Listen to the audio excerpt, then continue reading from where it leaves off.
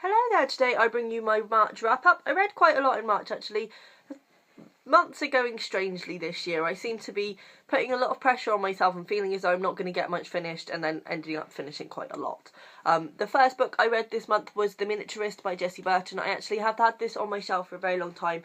I picked it up after finding Jessie Burton's website, which I will link down below. It's fantastic, where she basically talks about the pressure that she felt going into her second novel after the success of her first, and also the sort of disconnected feeling of having a successful first novel and not really knowing how to deal with that and not necessarily being as happy as she thought she would be, etc. Fantastic blog posts. So I picked this up straight away. This is about... It's basically inspired by Jessie Burton's trip to Amsterdam when she saw Petronella Ortman's It's a Cabinet House. There is a picture of it, I'll show you. It's a really intricate little doll's house that was given to this woman when she was married. It was basically a wedding present from her husband. And it's a fictionalised account of that house, basically. She employs this woman to make dolls' furniture for her house, and they almost sort of start predicting the events of the house. But this is mainly just about, it's basically chronicling this young girl's journey to her husband's house. Her husband's a lot older than her. This explores themes that I really didn't expect out of it to do with the marriage, and it's very interesting. And obviously she struggles. It's her first time away from home. She feels very isolated. She lives with her husband's sister most of the time. Her husband is away, and it's sort of about the relationship developing between the two of them and the sort of fear that Nellie has of this scary sister-in-law, basically. As I say, it explores some very deep themes that you wouldn't expect from it. The writing was fantastic, and I think I loved it because I loved Jessie Burton, and I think she's a really wonderful woman. I think a lot of people didn't seem to like this. Now, I think the reason for that is that people go into it thinking it's all about the miniaturist, and I think it's been probably marketed a little bit wrong, because the miniaturist is quite a small part of this, and the doll's house, though the initial inspiration and quite clearly a levering factor in the story, is not necessarily a massive plot point. It's just a kind of sideline. People who seemed to not enjoy this seemed disappointed with the fact of the miniaturist, and I think they were sort of reading it expecting there to be a big reveal about what the miniaturist was all about, and to me that wasn't what it was about. It was absolutely just a chronicling of the journey and the sort of life of this family. I have to say, one thing that made it better for me, there's a little prologue at the start which makes no sense before you've read the book. But I actually read a review that suggested going back and reading the first paragraph after you've read the rest of the book, and it absolutely makes sense. I think personally what I would have done is put that paragraph at the end, because beforehand when you're reading it, there's no... and it almost wraps the story up a bit, but obviously before, when you're reading it, it doesn't really make sense and you sort of disregard it and carry on. I certainly had forgotten what happened in that first paragraph, or first little few pages, so I would have personally put it at the end. But it's definitely, if you do read this, worth going back and rereading the prologue, because you see it in a completely different light. Then I read The Post-Birthday World by Lionel Shriver. I've done a separate review of this, which I will link down below, so I'm not going to go into too much detail here, other than to say... oh, it's making my colour go funny. Other than to say I really enjoyed this. It was a really unique and clever novel, and I do love a bit of Lionel Shriver. For those of you who want to know what this is about, it's basically like a sliding doors kind of thing. What would happen if you went down two different paths? So we follow two alternative routes of this woman's life. And yes, if you want to know more, review linked down below. Then my library pick for the month, which I don't have with me because it's gone back to the world of library, is Miss Peregrine's Home for Peculiar Children by Ransom Riggs. I didn't love this. I kind of didn't think I would, but then I've never heard a bad thing about it, so I was like, oh, maybe I will.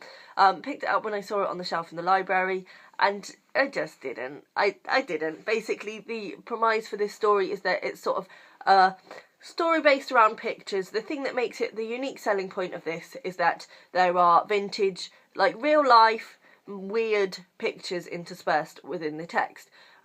For me...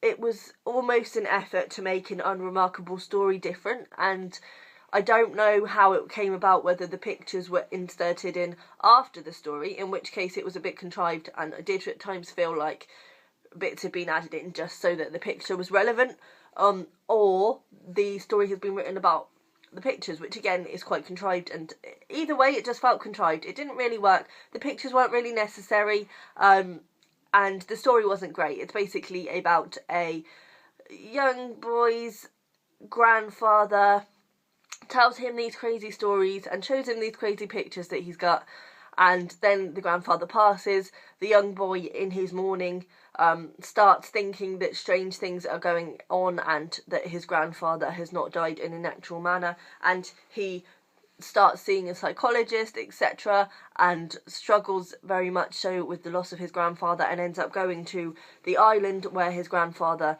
grew up, in this orphanage basically, and where all the stories that his grandfather told him were based, and weird things ensue. It wasn't very good. Also, it really bothered me at the end, because you're in the middle of the action and it ends. Like, there's no conclusion, there's no nothing, it's just in the middle of the story and they float off into the sunset and that's it.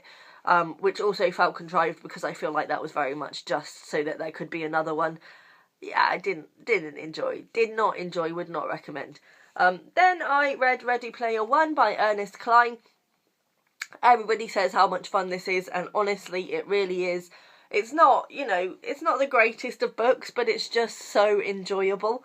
And it's strange because it's basically based around the idea of 80s gaming and sort of retro gaming, which is something I have no interest in, but it was still enjoyable. And I would say anybody who does have an interest in 80s retro gaming would absolutely love this, because there's so many references that, it's fine if you don't pick them up. I mean, I don't know half of them, and it was still enjoyable, but I think if you could pick up those references it would be really good. Basically, this is about, it's a world in which people predominantly live their lives in a simulation game. Kids go to school in this game. You can see on the screen, you can move and your character move, etc. It's like it's a real life simulation, basically. And people spend most of their time in this simulation. The man who created this is a multi-millionaire, billionaire. He's the richest man in the world. And he dies and he doesn't have any heirs. So what he does is he creates a sort of Easter egg hunt within the game that is basically incredibly hard to crack. It takes years and years and years to even make a sort of breakthrough. And our main character happens to be involved in that breakthrough. And it's about his quest to solve this Easter egg hunt. It's really sweet, really lovely and good fun. Obviously there were things in here that were very convenient, but it didn't matter. It didn't matter because it was just a rip-roaring ride and really enjoyable, and I would definitely recommend this for anybody. Then I read The End of Mr. Y by Scarlett Thomas. First, let's just look at this as a thing of physical beauty, because, wow. The only other Scarlett Thomas I have read is Our Tragic Universe, which I didn't enjoy at all. I didn't enjoy the end. I just thought it was silly. And I've also partially read her writing advice book, Monkeys with Typewriters, which is very good. But so after Our Tragic Universe, I went into this quite sceptically. But actually, again, like Ready Player One, this was a really fun read.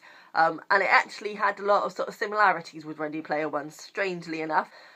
Basically, this is about it's a woman, I can't remember her name, even though I only just read it, Ariel, who is studying a writer, and he has written a book called The End of Mr. Y, which is extremely rare. It's thought that only one copy exists, etc. She comes across it in a used bookstore, but the book is said to be cursed, and anybody who reads it is meant to die, and the author died after writing it. But needless to say, she goes ahead and reads it anyway, and it basically follows the idea of this man who learns to sort of, he travels into this other portal, other universe, and he can sort of make himself shift into the minds of other people. And the trouble with this is that he becomes obsessed in the book with doing this, and obviously Ariel then wants to know how to do this. She becomes obsessed with this idea as well, and things ensue from there. It was good fun, as I say, a lot like Ready Player One in a lot of ways, but it always had a darker element to it. There was a scene with mice that was really quite upsetting for me, but it was really good. and really enjoyable again. Then I read Feel the Fear and Do It Anyway by Susan Jeffers. This was my non-fiction pick for the month, and I picked this up because I'm actually, I've left my job and I'm currently unemployed, so I'm feeling quite a lot of fear at the moment. So I thought this would do me good, and it did. I used to love self-help books. Nowadays I kind of can't help but see the sort of cheesy side to them. But this was still enjoyable, and I would still recommend it if you're feeling a bit scared of things. You know, it's a nice sort of push in the right direction. Then I read The Virgin Suicides by Jeffrey Eugenides. Again, I did a separate review of this, which I will link down below. This was my reread for the month, and I have to say I enjoyed it a lot more than I did last time I read it, and I'm glad I reread this one. But if you want to know more, review is down below. Then I listened to the audiobook of Angus Songs and Full Frontal Snogging by Louise Renison. Sadly, Louise Renison passed away, I think at the start of the month or the end of last month. And I've never actually read Full Frontal Angus Songs and Full Frontal Snogging, so I thought I would finally get round to it, and I think the audiobook was an excellent way to listen to this. I'm not really sure why I hadn't read this before. I think by the time it came to my attention I was about 16, 17, so I kind of was out of that stage, which is such a shame because I used to absolutely, when I was 13, 14, my books were absolutely like journal-esque kind of things, and this is exactly that, and it's hilarious and funny, and I was listening to it when I was going to work, and I'd be walking down the street and just laughing out loud. It was good fun.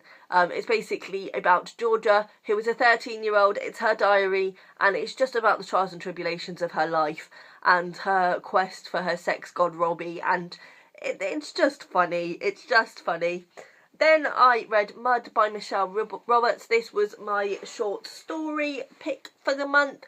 I read this on my Kindle. I have to say I'm kind of sad that I read this on my Kindle because I was reading like a short story a day when I was on my lunch break, or sometimes it was taking me a few days to read a short story, and I think reading it that way didn't do it the best of justice.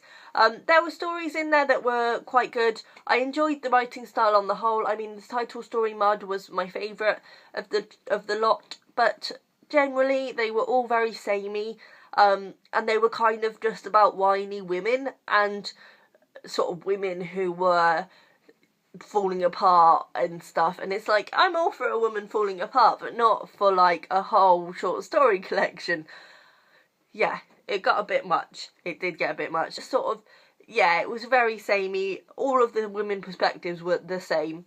It wasn't the best. Then I finished the month with The Lover's Dictionary by David Levithan. I've never read David Levithan before. I don't know if I'd like his YA stuff because I think it's very John Green and I don't like that kind of thing. But I really enjoyed this. This is basically, it only took me about an hour to read, and it is basically the description of a relationship through dictionary definitions. So you get sort of the word and then a little paragraph that relates to the word and the relationship. First thing I will say is that I think this is a massive waste of paper. I mean, look at this. This is such a shame. They could have made this half the size easily, if not more. But it was really good. I really loved it. It reminded me a lot of Why We Broke Up, I think, because you had the sort of word and then the reason it related to the relationship. Much like in Why We Broke Up, you have the picture and then how that relates to the relationship breaking up, and it was really good. I want to read you a few because they just are lovely, lovely little things. Oh yes, this was the first one that made me think, abstraction. Noun. Love is one kind of abstraction. And there are those nights when I sleep alone, when I curl into a pillow that isn't you, when I hear the tiptoe sounds that aren't yours. It's not as if I can conjure you there completely. I must embrace the idea of you instead. Really sweet. I loved this. It was a 5-star for me. I thought it was really lovely and really, really beautiful. So I would definitely recommend that. Somehow I forgot that I also read Fates and Furies by Lauren Groff this month. It wasn't in my pile, so slipped my mind. I read Fates and Furies by Lauren Groff this month too. Full review down below. That was my reading month. It was better than expected. Bye.